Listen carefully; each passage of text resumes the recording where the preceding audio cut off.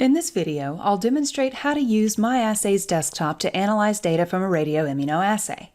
Typically, when performing an RIA, your samples will be arranged in a rack-based layout as opposed to a microplate layout. This layout format is the biggest difference in the data analysis performed in MyAssays Desktop.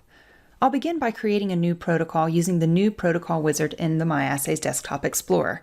I'll quickly go through the steps, but if you would like additional information about using the New Protocol wizard, please see the additional video on that topic. First, I'll click the New Protocol link. This will open the New Protocol wizard. I do have some example data, but if you didn't, you could click the I don't have any data yet option, and MyAssays Desktop will generate data for you. So I'll select the option that I will enter or paste in my data. My measurement data is endpoint, and the detection technology is counts per minute. My data is measured in a rack-based format with 10 samples per rack. You can specify any number of samples contained in each rack by changing this number. Once I click Next, I can define which sample types are used in my assay.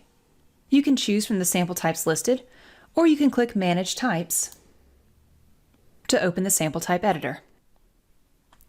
Now you can click Add Sample Type and name your sample, specify the inherent sample type, and identify a color. The sample categoration is important because it will inform which transforms the sample type will be used for. For example, a calibrator sample type will be used in transforms like the standard curve fit transform. My assay uses total, NSB, B0, standard, and unknown groups. So I'll make sure to have a check mark beside those sample types and click Next. Now we need to specify our rack layout. You can select one of the options already available, edit one of these options, or create your own rack layout. I'll select this option, and if we open it, you'll notice that my unknown samples are highlighted in yellow. This indicates a dynamic sample type, meaning MyAssays Desktop will automatically determine the number of unknowns included in my assay based on the number of measurement values imported. There is a training module devoted to using a rack layout, so for more information, please see the associated video.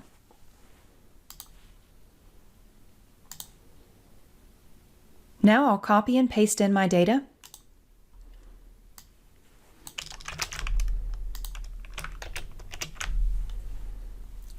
Click Next, and name my protocol.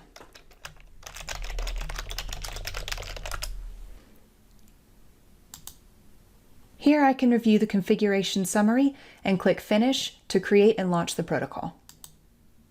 Once the protocol has opened, we can begin adding transforms to complete the data analysis stepwise. To do that, I'll open my Properties control and click on my Transforms tab. First, I'll add a percentage transform to calculate the %B0 using the NSB tubes as 0 and the B0 tubes as 100% bound.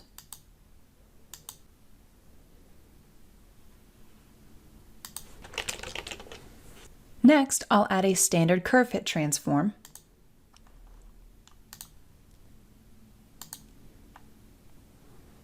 using the %B0 matrix as my input matrix.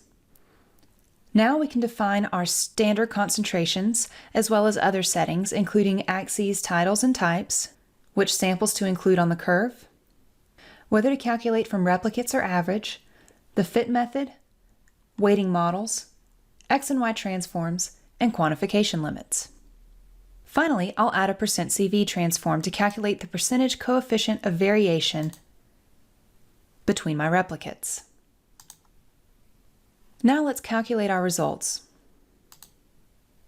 I have made some additional formatting changes to the report to display my fit details on a separate sheet from my results.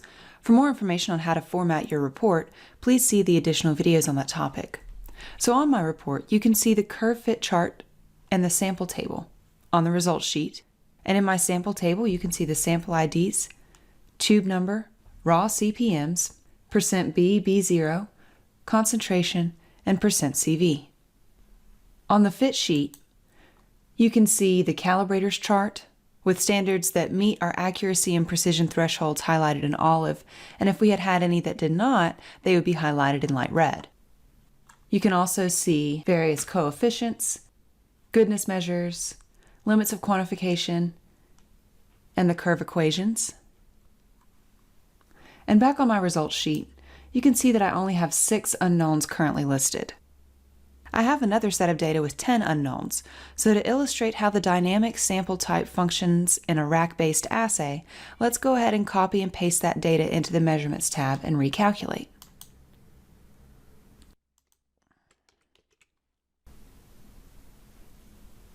On our new report, you can see that the software has automatically recognized the number of unknowns in this assay and has performed the data analysis on 10 unknowns instead of 6. This all occurred without us having to make any changes to the rack layout.